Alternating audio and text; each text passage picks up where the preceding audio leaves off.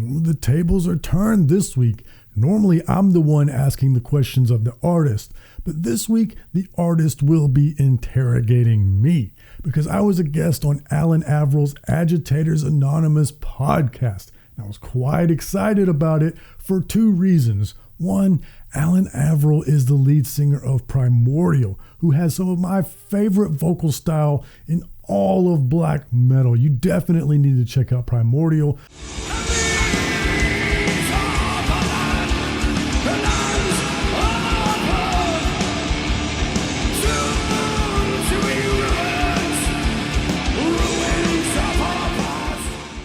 But also because of how thoughtful Alan is, I'm also a big fan of his podcast. So when he invited me on, it was an honor. He wanted to ask me some questions about some of my recent podcasts involving culture and some politics stuff, which I normally try to lean away from on this podcast, but sometimes it's inevitable. Now, let me warn y'all, this was recorded well before the election, so some of these things, hindsight, what can you do?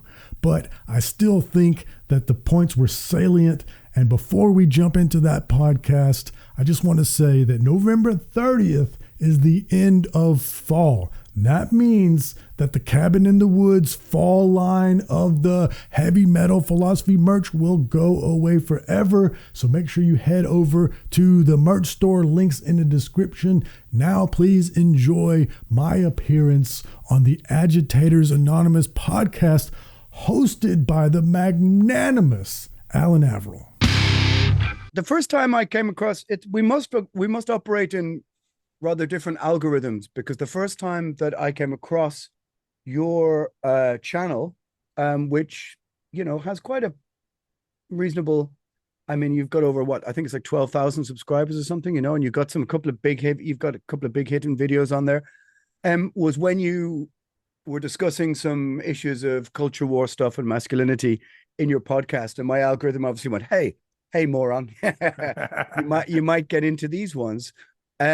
Which is kind of unusual. But before that, I hadn't heard of your channel until I watched those videos. And I thought, this is interesting, because very often an awful lot of the heavy metal YouTubers avoid talking about those kind of issues. Now, there are things I've always talked about in my podcast, but I suppose I'm coming from more of a, it's obviously being Irish and being European, but also there's a kind of black metal sort of vibe going on to some of it.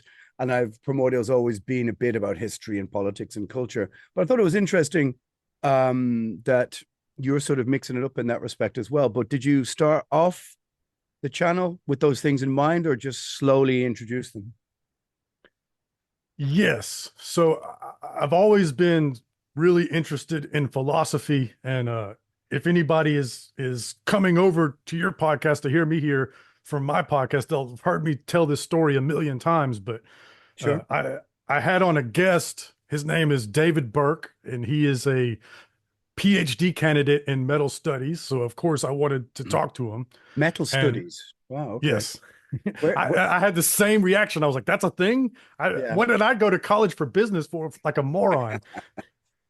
So his thesis that he's writing his final paper on is that all metal is basically an exercise in existentialism. And so when I read that, I was like, nah, you know, because metal is such a diverse type of music. So I was like, nah, no way. I read his stuff and he completely convinced me. So long story short, my original plan was I'm going to talk about bands and then sort of tie it in with different philosophers. Like maybe I'll talk about Heidegger this week, or, you know, well, he completely ruined that for me, because once I realized that indeed his thesis holds weight with me, it's like, well, okay, like there's only so many times I could say, well, we're all going to die, and that's why we like metal. And I also realized I only have so much to say being a novice philosopher myself. But the main, to answer your question, the main reason why I wanted to do it this way is, number one, those are my two big interests in life, is metal and philosophy. But also, if I figured if I'm gonna do this thing, I want to try to do it well. And in order to stand out, you know, all the other YouTube metal channels are just doing reactions Yeah. or reviews, and I'm not hating on them for doing that. I just wanted to differentiate myself. Yeah, I mean, it's interesting. Over all the years of playing in the band, quite often I've taken part in people's thesis. Is thesis the multiple of thesis? I don't know, but in answering questions about, because Primordial has always been about culture and history and that kind of thing. So I get very often, can you answer 10 questions about the relevance of, let's say, you know, femininity within Celtic mythology as represented by your songs or something like this. And so people want to know about how this relates or distills through Irish culture, or they want to know about the IRA or terrorism or Irish history or something like that. So very often I've answered those questions. And also the metal ones, as you say, is metal, are we basing our entire existence on existentiality? I'd have to really contemplate that. But I suppose there's not much point in talking about, third-hand thesis that people don't know. But it's sort of interesting. I think you're right in the sense that I started to do the podcast more or less 1 week into lockdown. And I thought, okay, this will be a form of therapy and a form of still having something relevant to say to people. And then it began to take, on a kind of life of its own and an audience of its own. And people were quite thankful that there was somebody within the metal scene who was in a band who wasn't just sort of towing the mainstream narrative. And so I created my own sort of audience out of that. And it wasn't a grift or anything like that, because it was just, that was genuinely how I felt. But have you found that people who reacted to the initial videos, I noticed it, I think the most popular video you have is one with Sleep Token, right? Yes. Yeah, that's kind of how it goes, isn't it? If you pick the big thing, it gets the big reaction. But have you found a knock-on effect from the kind of people who came to the channel because of that, who are then staying to listen to some of the more philosophical stuff?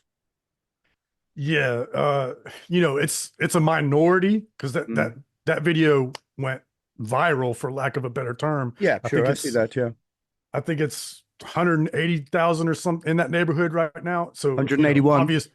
Oh, well, thank you. There you go. So I know a lot of people just showed up because they're Sleep Token fans. And Sure, then yeah. when I go start talking about, you know, brutal death metal bands and black metal bands, they don't stick around. But there was a minority of them, and I could see it in the comments. They would say something to the effect of, "Oh, I appreciate how you compared them to Carl Jung here."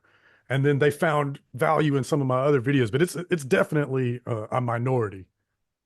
Well, I'm gonna read you something here from. I was reading your essay, which was, and this is kind of how I sort of was introduced to the channel, but also how we started to message each other. And I think it's very, I think it's pretty salient stuff. I think it's pretty important stuff, because we were talking about masculinity and masculinity within metal, and we had a few, I think, diverse opinions about both.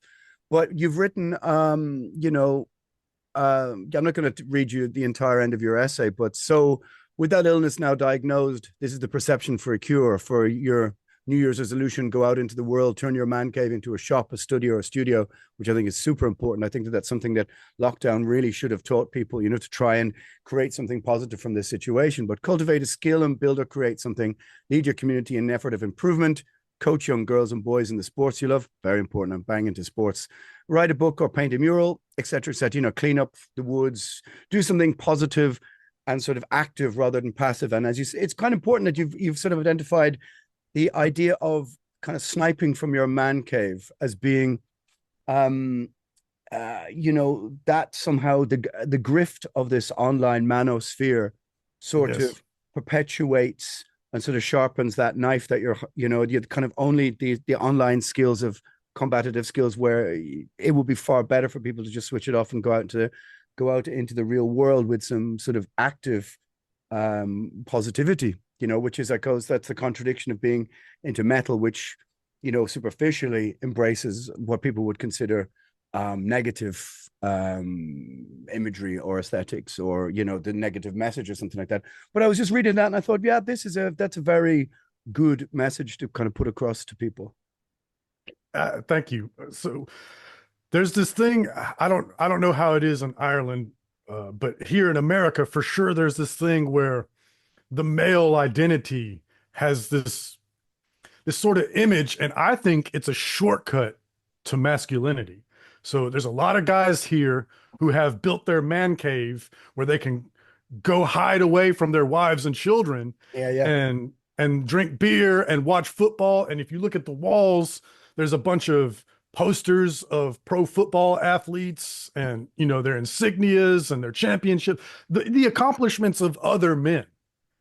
And Interesting so point. Yeah. and so then when we watch sitcoms and they make buffoons of the male father figure, he's always the idiot, always making the mistakes. The wife always has to clean up his mess. You know, that men feel under attack, but in my personal experience, society has done nothing to prevent me from expressing my masculinity. I do whatever I want, whenever I want. It's making fun of that man cave sitcom dad. Well, that guy should be made fun of. Get out into the world and do some things. Get your own accomplishments. You know, lead your community. That's to me what being a man is. I think you're right. I also think that one of the things that I've kind of made intellectual peace with without sounding over the top or something is the idea that both of these things can be true at the same time. That one, Yes. that you can be entirely right about your observation, but also at the same time we can observe in broader society or culture a sort of a kind of many-pronged, I'm not going to use the word attack, but there is most definitely a sort of move in Western society to, I think, to categorize what once would have been standard forms of masculinity as toxic masculinity, or to see young male behavior as being something that is removed from early classrooms. Or even how we got talking, I think, was also about the lack of rock or metal in the mainstream. And I think part of that, if you distill it down, is a reflection of the idea that the masculine process of being, let's say, in a gang, you know, you're a young kid, your band is your gang, and you're trying to find a way of coping with the burgeoning sense of post or early adolescence. And so all of those things, I think there is, and I'm going to do parenthesis here, something of a war on traditional masculinity in the West. But I think the answers, as you've pointed out in your article, are the grift of the manosphere, where actually simple solutions, like, as you say, going out and doing something positive in your community will be far better. But that doesn't mean there isn't there isn't a sort of move in academia or in broader culture or in advertising or marketing or whatever against masculinity and traditional forms of masculinity. I would kind of think that both things are true. Yeah, I agree.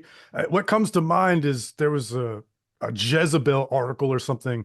It was talking about how many amongst the people that go to the gym a lot, how many of them are, you know, Nazis or whatever. And I was like, oh, come on.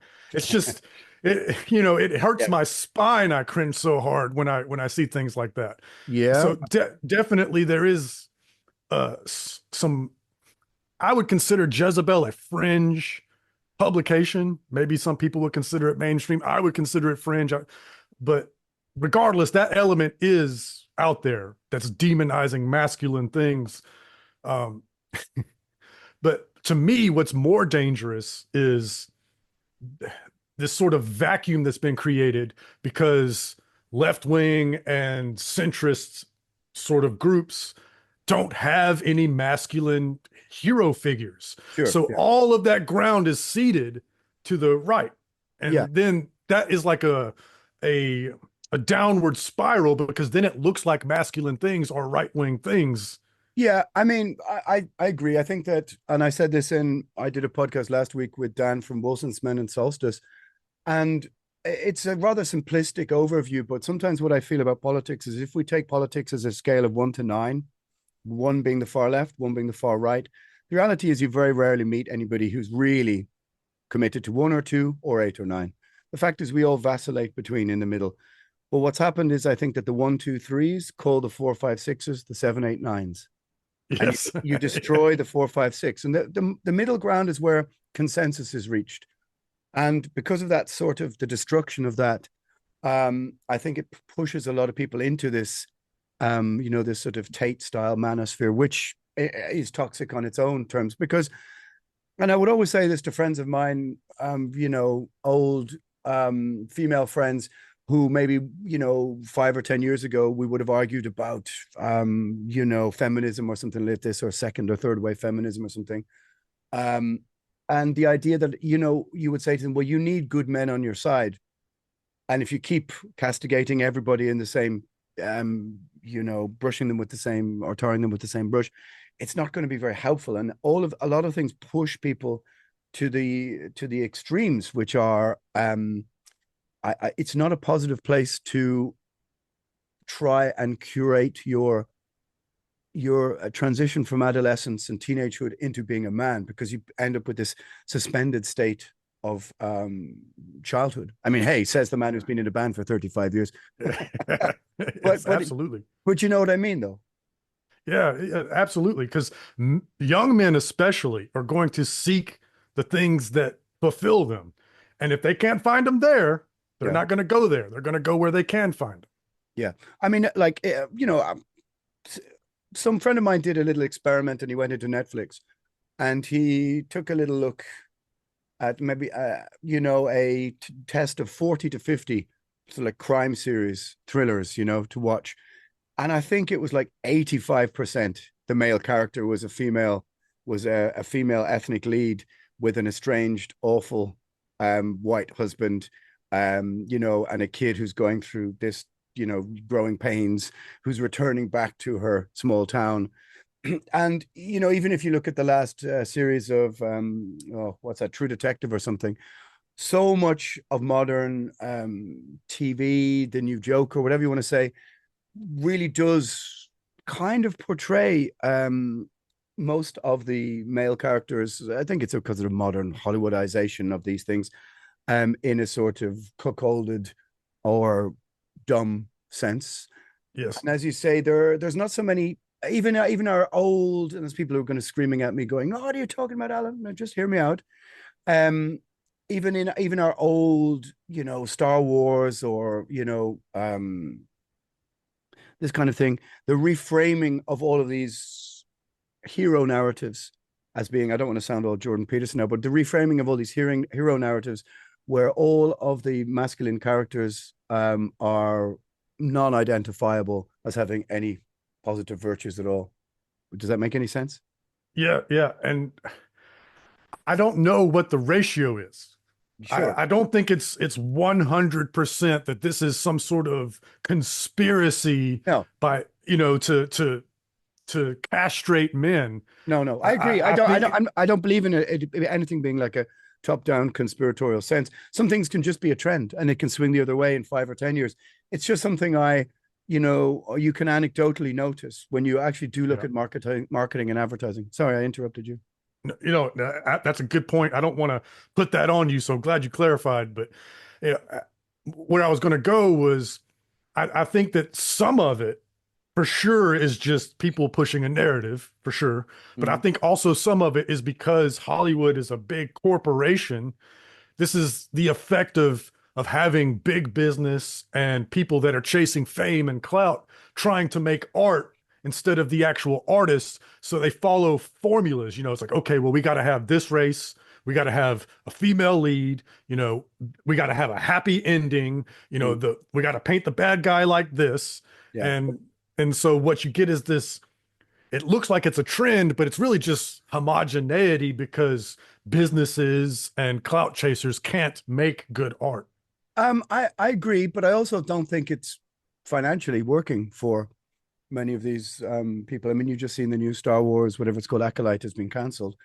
I mean, it's complicated because I like you, I don't want to suggest these things are a conspiracy. They can just be a trend. But certainly there's a sort of DEI ethic that runs through some of these kind of things. I think there's no doubt that's happening. But for example, if you take that last Dune movie. Now, I read the books as a teenager, and a friend of mine who, let's say, would be more immersed in the manosphere than me was like, "Oh, typical modern Hollywood. They reframe the Harkonnen as the bad white guys and the this, that, and the other." And I said, well, that's actually the original book. They didn't make that up.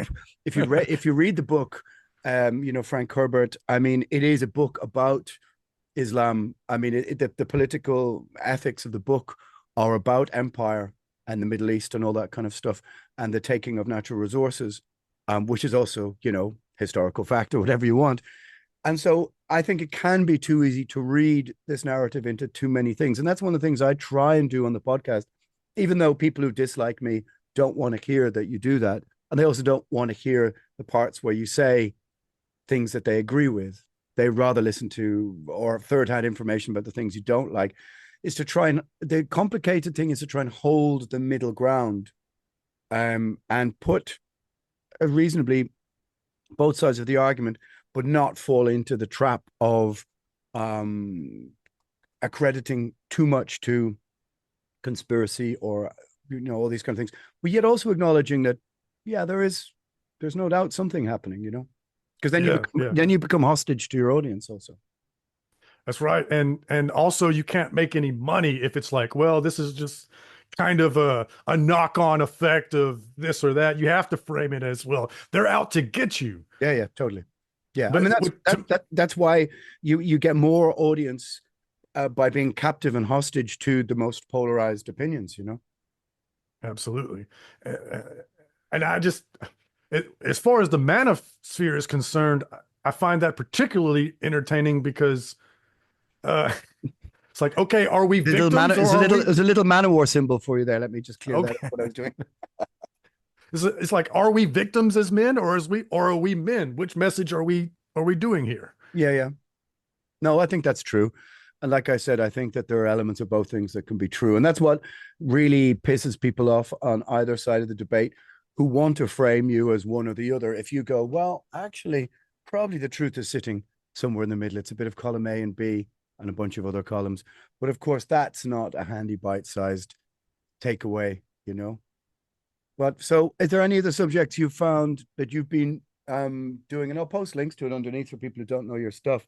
But I found it very thoughtful, like recently you're moving into a bit of the culture war stuff. You did one which in the last few months, I think. Did you find more pushback in the comments, or what kind of thing did you find? Oh yeah, for sure. Right. Yeah, like I said, I'd watched the video about the culture war stuff. I don't know, discussing Kyle Rittenhouse is going to get you probably into more trouble, but we can discuss that culture war thing if you want, Yeah, I think that's a great example of what we were talking about earlier, about how people can't handle two things. Like a fucking pain in the ass. All right. So let's do it. So you found some pushback in the culture war stuff when you did that last. I think you did a couple of videos more. What prompted you to was there some instance or something that prompted you to kind of discuss those things? Because I know with the podcast, when I discuss something contentious or difficult, now I will say, like, when I started doing the podcast, within 1 week, 2 weeks of lockdown, I was like, digital IDs, surveillance society, digital panopticon. And I was there. I said, this is going to go on for years. Mark my words. Everybody was like, what the fuck are you talking about? Then after 2.5 years, people were like, okay, you fucking asshole, you had a few points and we'll concede a few things slowly. But there's a couple of times where something happens and I think, do people really want me to talk about January 6th or whatever? And I know there's fans of Primordial who dislike the fact that I say sometimes something every now and again that they disagree with.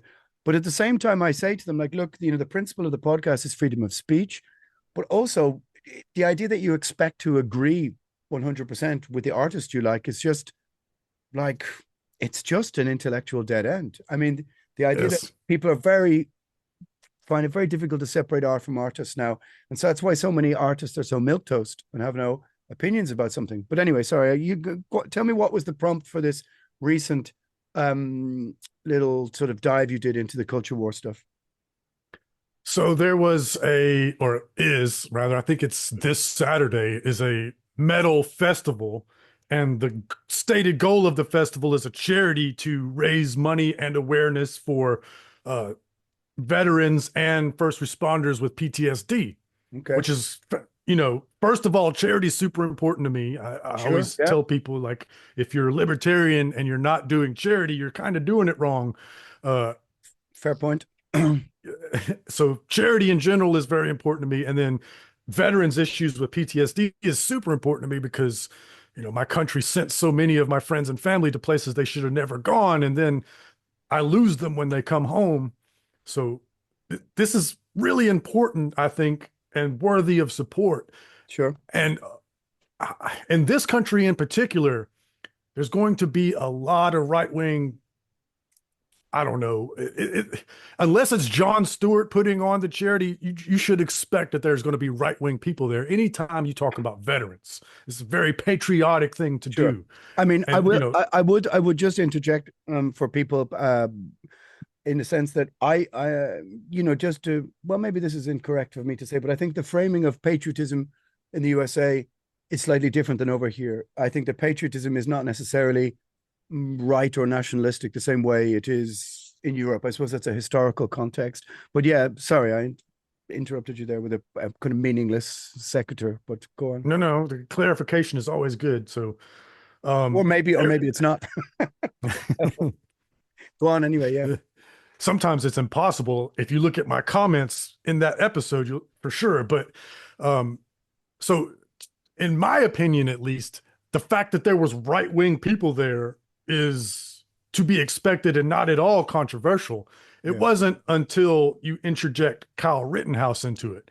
And for your European audience who may not know who Kyle Rittenhouse was, a few years ago, there was it was a tumultuous time in this country because there was a man who was killed by the police, lots of Black Lives Matter protests. We had many of them got violent and destructive, fires, riots.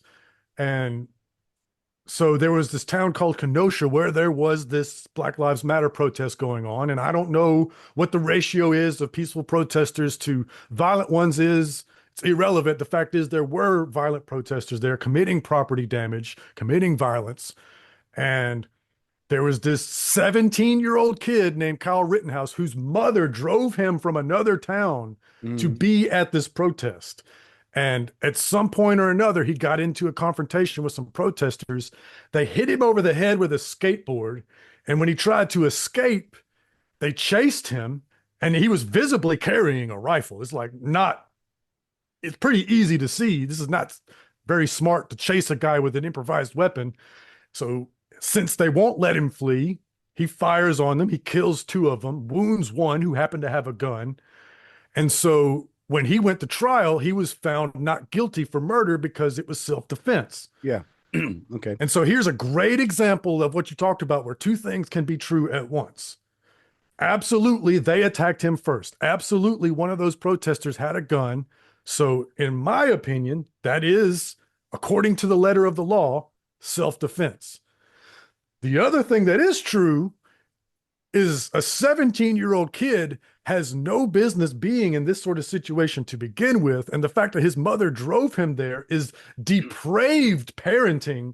Yeah. And there's plenty of stupid to go around here. Yeah. But, because people can't hold both of those positions at the same time, he's become this lightning rod. And it's especially true because he didn't just go away after this happened. He did a media tour and became sort of an avatar for the right wing. And so now he's a symbol, and there's nothing more dangerous than a symbol. So the left hates him, the right love him.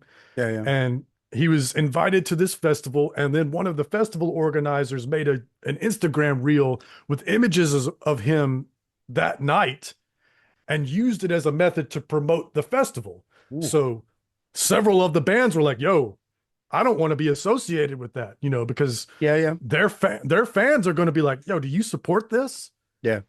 It's just bad business. And so they pulled out. And now, of course, the one side is saying, well, this is censorship. What happened to freedom of speech? And the other side is saying, yeah, but why did you bring him here? Like, what happened to freedom of association as well as freedom of speech? Yeah, this is very, wow. There's a lot to unpack in that, in what you just said. I mean, it's not simple, and people want it to be simple so badly. Yeah. I mean, I think that for a country like Ireland where the police don't even carry guns, It's in our constitution that the police shouldn't be armed. Irish people don't have guns.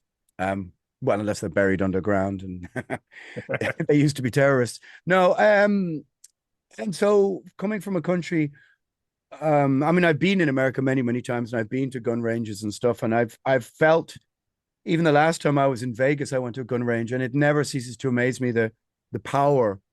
It's kind of overwhelming for somebody who's not really plugged into that too much of that sort of being overwhelmed emotionally by things. The raw power that you have in your hand, it's very difficult for a lot of Europeans to understand that could be something you could just have as an open carry. That ability for just your average citizen to hold someone's random life or death in their hand is a very complicated mental conundrum that we don't have on the streets or something here, you know? So the idea that this kid's mother drove him there with a rifle is like trying to wrap my head around that. I find very, very complicated, you know? Well, here's a clarification on that. Okay. It's actually stranger than that. So his mother drove him there, and then somebody else in his family or friends, I'm not sure which one, presented him with that rifle. Now this is culture shock for me because I live in Georgia. Okay. And in Georgia, you cannot give somebody a gun. Yeah, they have to get their own gun. They have to, this is highly illegal, but yeah. where he's at, technically it wasn't illegal for somebody to hand him a weapon. Like, I mean, I always kind of, for the most part, err on the side of, being, I'm not going to say free speech absolutist, but almost there. Yeah. But it comes with caveats, and like it comes with intellectual caveats and understandings, and sort of, how can we say? I think the reason I say that is because the alternative is a form of authoritarianism that is creeping in within all Western societies, and I think that is far more dangerous. Of course, it's not an either or, but the idea that somehow using images from that to promote a gig that I don't know. I mean, I find that a bit like are you trying to sort of trigger this reaction in people? Would the gig have done fine without that sort of clipped up montage, or is it somebody who's just not thinking, or is it somebody who's deliberately trying to court controversy? It's quite as like I said, from somebody who comes from a city in a country where we don't have this issue. I mean, I've been in America so many times. And I remember once we played in somewhere in the Pacific Northwest, and there was a fight outside between two people right outside the venue, and I was standing at the door of the bus, and this guy pulled a gun out to the guy's head, like literally 5 yards in front of me, but then fired it kind of sideways into the pavement. And the noise, like I guess to deafen the guy or whatever, and then he got on a bicycle and fucking cycled off. It was the oddest thing. And I was just there like just sort of broke my brain. I was like, what the fuck is going on? So I suppose it's a culturally sensitive issue to have an opinion of from here, but that does sound fucking mental. And you could see, I can see why some bands went, nah, don't want to be associated with that. But having said that, if they'd already agreed to play a veterans gig, maybe it's to be expected that, there would be obviously veterans there and people connected to that sort of patriotic movements.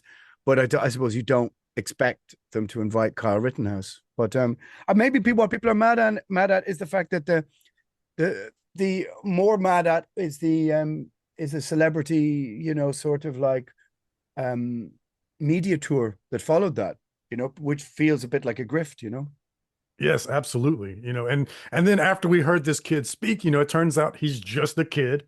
Yeah. He's not some intellectual titan. He doesn't have this magnanimous personality, but people that stand to profit from him have turned him into a symbol. And so the mere mention of his name just turned my comment section into a cesspool, and I deliberately did not relitigate the case. My point was the festival shouldn't have done that. I deliberately didn't say whether or not he was guilty or not. And Yeah, yeah. yet the comment section is full of, what, you don't believe in self-defense, or he's a murderer. Yeah. You know, Yeah. nobody cared about the actual festival part of it. They just wanted to argue about Kyle Rittenhouse. Yeah. I mean, something similar happened to me. I attempted to do a sort of timeline discussion. Well, not really a discussion, a timeline um sort of monologue about the history of the Middle East, or at least, between Israel and Palestine, and, the Balfour Declaration and all this kind of stuff. And instantly, of course, the comment section just turned into a free-for-all. Despite the fact that I was trying to be non-partisan, I was actually trying to make a historical podcast, because I found too many people I knew were falling for emotionally charged arguments. And that's one of the things I prize kind of above everything, is the stoic ability to be absolute, try and be dead-eyed in when dealing with everyone who's sort of seems to be emotionally engaged in a debate, to try and cut straight to the logical part, which, creates enemies for you, because people think you don't care about these things. It's not about caring. It's just, this was a podcast where I thought, okay, maybe something to be learned from understanding what the timeline is. Nope. Just people wanted to tear strips off each other. So I just closed down the comments. I was like, you know what? Well, fuck you all. Just take it as a monologue. But you left them open, and what was the result? It was not, it was stressful, Yeah. I pride myself on having thick skin. Yeah. So insults don't really bother me. And in fact, the good ones, one moment, somebody's trying to call me. No problem. I'll do another Man of War symbol in the meantime, in the embrace of toxic masculinity from 1983. Or sorry, go on. So what I was saying was, I pride myself on having thick skin. I don't mind insults, and the good ones I actually find quite funny. I like roasting, being roasted, all that sort of stuff. But what drives me insane is when two people can look at the same thing, and when you ask them to describe it, it's not at all. It's like you would think that they saw two different things. Sure. And I'm like, am I going crazy here? Do we not live in the same reality? And this is a personal fault of mine, that I get maddened by this sort of I don't know, it's just like people's incapability to reason or acknowledge facts. You don't have to disagree.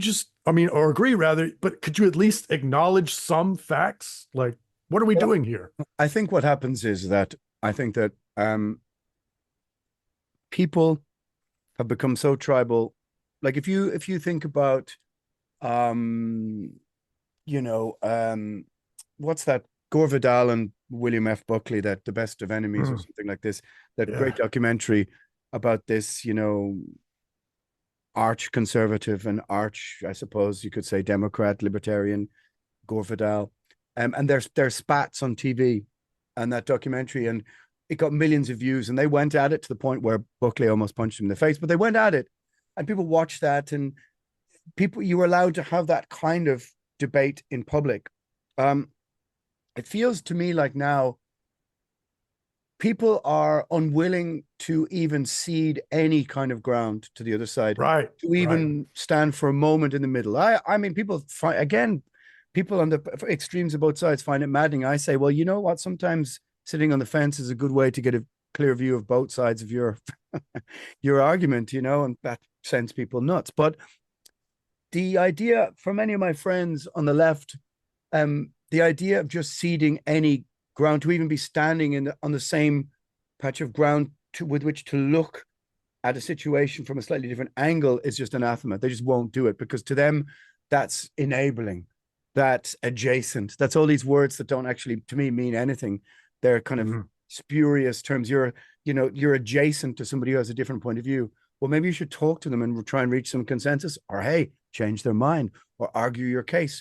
But seeing as words are violence and everything is about safety, if you portray the opposite side as the most extreme point, and this stands for both points of the argument, then you don't have to debate them.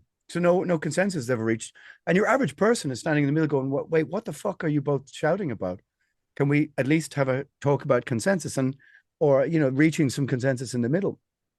So I think that's what it is that many people they don't want to hear the argument that perhaps this was justifiable self-defense, or if you change the colors around in the argument, maybe it's a different kind of protest and the kid does what he does, they change their opinion. 100. And all you have to do is just put people wearing a different football jersey, basically, and all of a sudden it's a touchdown or not a touchdown. See, I'm using your sporting vernacular. Instead of a goal. Yeah, there you go. And that's just not logical. That's not that's not logically or intellectually consistent. But then again, I suppose that's not what it's about. But also, if for many of my friends on either side, ceding any ground to the other just feels like you've taken the L, you're losing. And if life is only about winning and losing, then I think we've just made everything, that's what modern politics, so much of modern politics is really, it's just like, it's celebrity for the ugly, whatever you want to say, or it's just, it's sports on one sense. You're rooting for either side, and what you should be rooting for is a civilization or a democracy that works, or as you say, coming back to what the end of your article was, enacting some positivity in your local community. Shouldn't be winning or losing, but I think that's a case like this just falls so readily into that paradigm, as a European commenting on an American situation. Yeah, I agree with you 100%. It's all about victory, and you can see it sort of in online debate culture too. You see debate me, bro, sort of guys. Yeah. And when they do debate, you can tell right away that it's not about figuring out what the truth is. It's about who can own the other one. Yeah. So it's really just who's the more forceful orator. Yeah. So what's going to happen next month? All hell going to break loose? Man, I have very little hope for the future of my country, regardless of who wins, because we cannot tolerate each other anymore. And there's no good that can come from that. Yeah. It's either the one side views the other side as they're either going to turn this country into the Handmaid's Tale, or the other side's like, well, they're just going to, crop dust us all with trans juice and turn us all gay, and it's and so each side is the great evil. It's no longer about, well, I think the tax rate should be 34% and I think it should be 39%, or I think we should do zoning in this sort of way. Government is no longer about any sort of management. Yeah, well, we're living in a sort of form of tyranny of the minority, in a sense, and I don't mean that in the sense of minorities. I mean in the sense of the most extreme voices on either side have the bullhorn alternately and scream at each other, with your average people in the middle are just, again, like I said, a bit of this, a bit of that, a bit of the other, but just want to be left alone and try and bring up their kids, or try and live a reasonable life and have a job and all this kind of stuff. They're not interested in the sort of polarized extremities of the debate, but those are the people who, through the evil of social media, have been able to garner the biggest and the loudest voices and the loudest following. I mean, I say this in the podcast repeatedly. Moderate woman who says, or let's say logical woman who says moderate thing, nobody reads that article. Nobody reads that story. No one cares, Yeah. And also the unfortunate thing for us is a bad luck of human nature. Those minorities on the extremes you talk about, those are the ones that are willing to fight. Yeah. People in the middle don't want to fight. They just want to get along, Yeah. And so they get run over. I think they also find the terms of the war exhausting, because they absolutely are, And people in the war are willing to, they don't have any principles, that they're only concerned with victory. So there's things that, when you talk to them about their principles, that they would say they're against, but they would readily wield these weapons in warfare. Exactly. And that's one of the principal hallmarks of the veering of society into some form of authoritarianism. I mean, you know, if you I always say this in the podcast, but it's like Voltaire, or I think it's Voltaire, is, you know, you must defend the rights of the people you disagree the most vehemently with.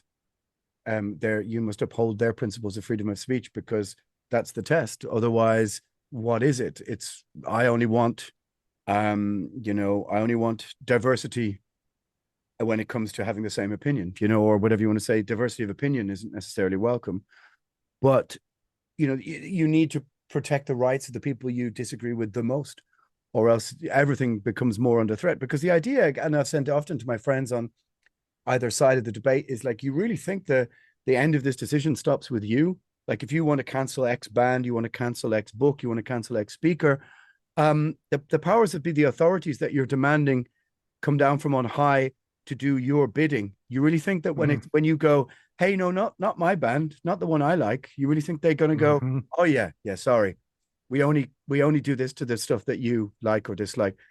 The breeze changes, they can change their opinion, of course, because that's the nature of the sort of divide and conquer society, panopticon society, that they, I think, are trying to create.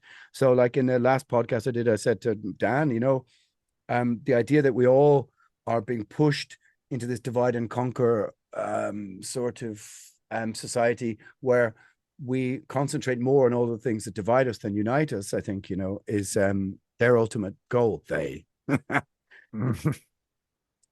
Yeah, there's a lot of money to be made, you know, and the consequences be damned. You know, the fact that my son has to grow up in this country and reap what you have sown is, it's on nobody's mind.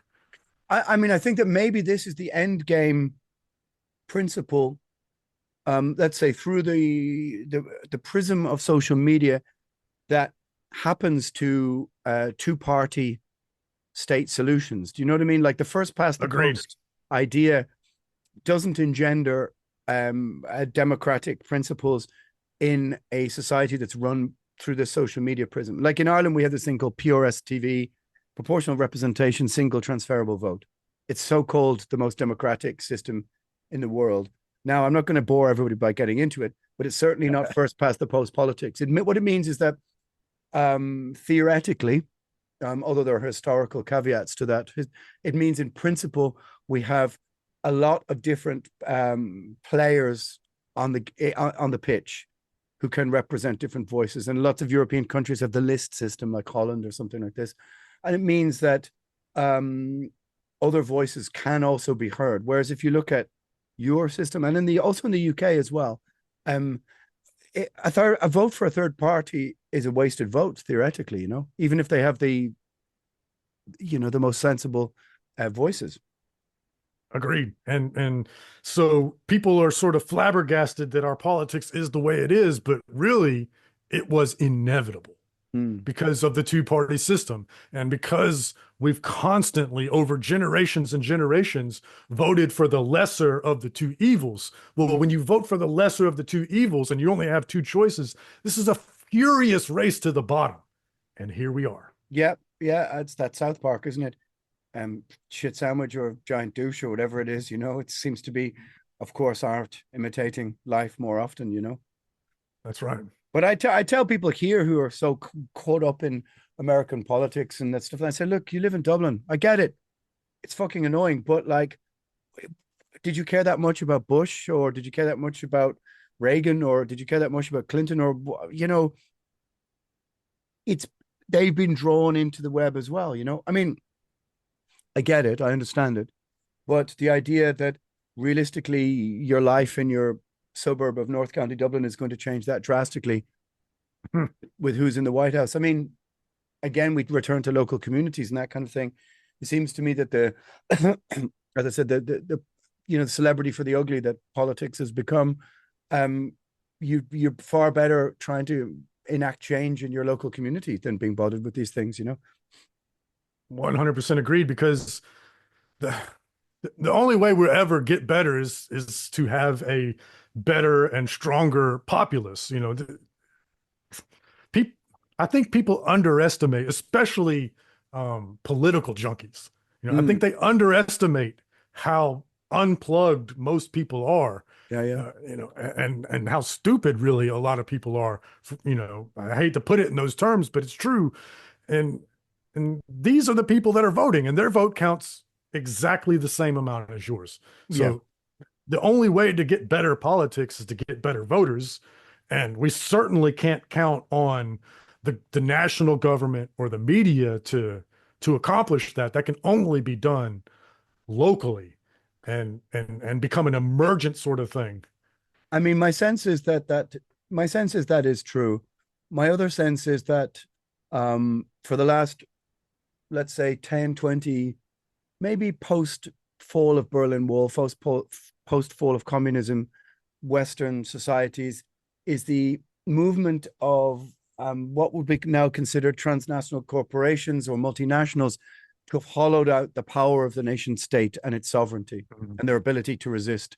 I think that that's a very great signatory, or I think that's one of the most important things to consider about modern politics. Like if Ireland wants to resist the power of Pfizer or the power of, let's say, a corporation who have heavily lobbied in the EU, I think their power is greater than our government's will to resist.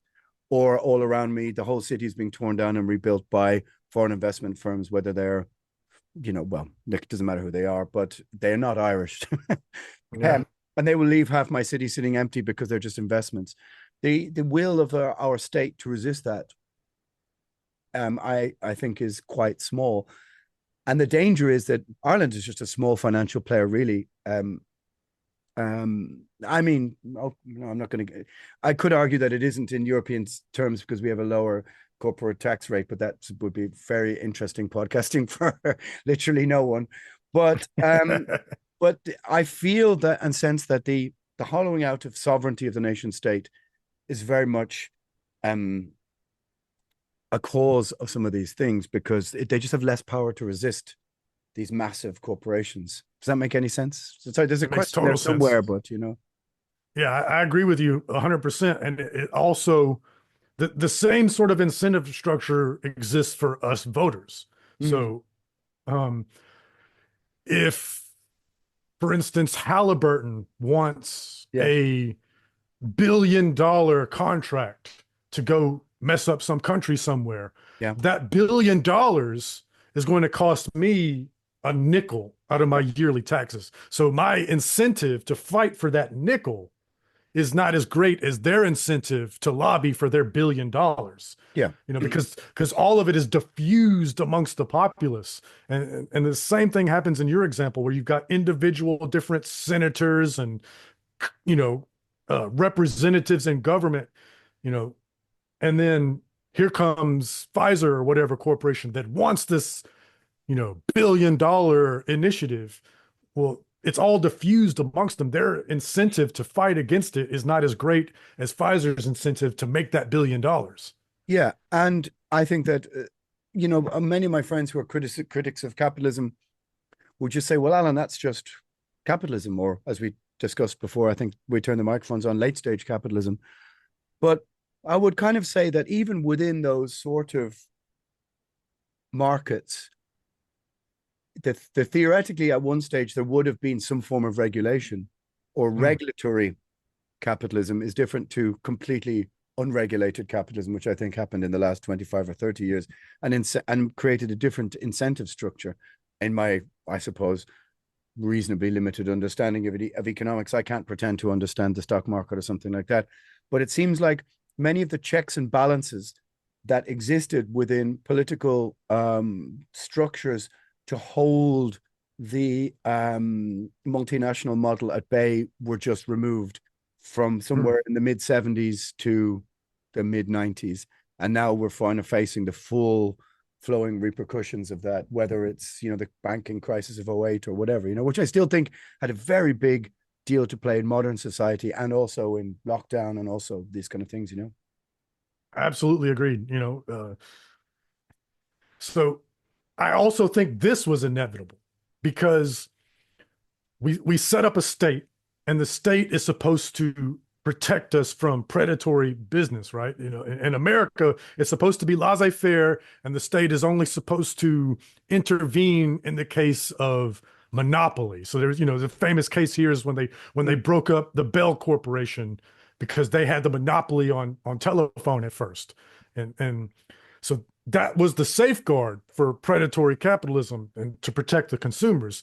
But when you make the state in charge of managing the money, then the incentive is for the money people to want to influence the state.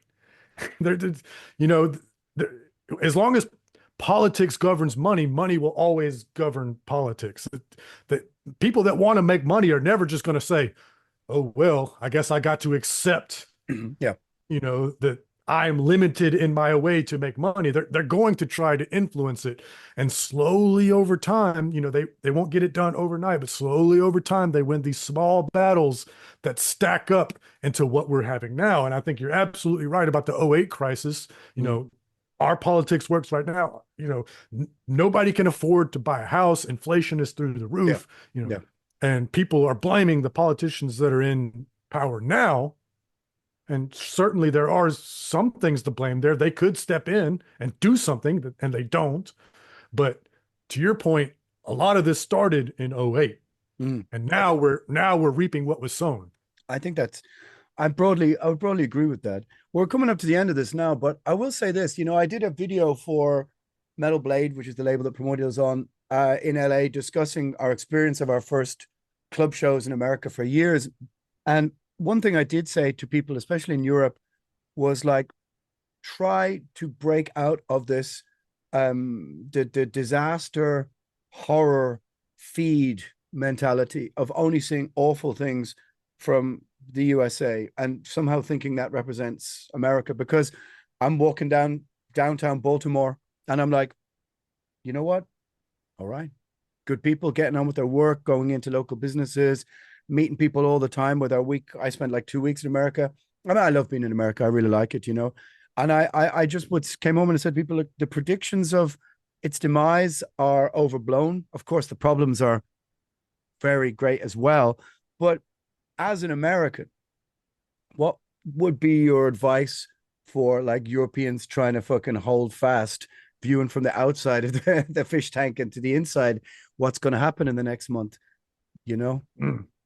So it's interesting because Baltimore has a reputation here as one of the more dangerous cities. Yeah. And I can see I can see that, but I saw an improvement going to Maryland Death Fest this year than being there 10 years ago. I certainly saw an improvement in the streets. Oh yeah. No problem. DC has come a long way. Yeah. So the predictions of its demise, I'm not going to, obviously, it's a small sample measure, but all that week I met good people getting on with being, just their lives and doing their stuff. And everybody's, of course, was super helpful and friendly and whatever. But I think next month people are going to start to lose their minds over being, they forget that their algorithm is feeding them the things that they hate and fear the most. It's propagandizing them and constantly giving you, kind of bad news, because who's interested in good news, Yeah, absolutely. I hope you're right. I hope it dies down after the election. I feel like it's kind of a powder keg. To your point, what I would say to Europeans is America is an enormous country. Yeah. It takes an unfathomable amount of time to drive from one coast to the other. It'd be like driving from the tip of France to Moscow or something. It's, I don't even know if my scale is right, but I mean, look, if you flew over to Ireland, right, and you got here tomorrow morning, we could drive to the top of it for dinner. Like, you know what I mean? We could drive to the top in 5-6 hours, but I don't know. I just think, I mean, I kind of hijacked your point a bit there, but I think that like people just people need to try and maybe make all of this a little bit less personal and go back to trying to make it a bit more logical and try and find, it's become a current theme of the podcast I'm talking about lately, try and find common ground rather than, shit to fight about. But it's hardly likely, really, is it? That's right. Thank God for metal is all I can say. It seems to be like one of the few things we have left where we can do that. Thanks Satan for metal, we have to say. Yeah. So, thank you so much for watching or listening to this episode. Let's close it out with the riff of the week, which of course will be some Primordial. Who else could it be? Just a reminder, November 30th, last day of fall, and then the Cabin in the Woods Nocturno collab in the merch store goes away forever. Make sure you get some of that, and please go over to Agitators Anonymous anywhere where you get podcasts, and of course on YouTube, and hit subscribe. If you like my show, I think you'll really like Alan's show as well. Do it. But most importantly, read philosophy, listen to metal. I love you.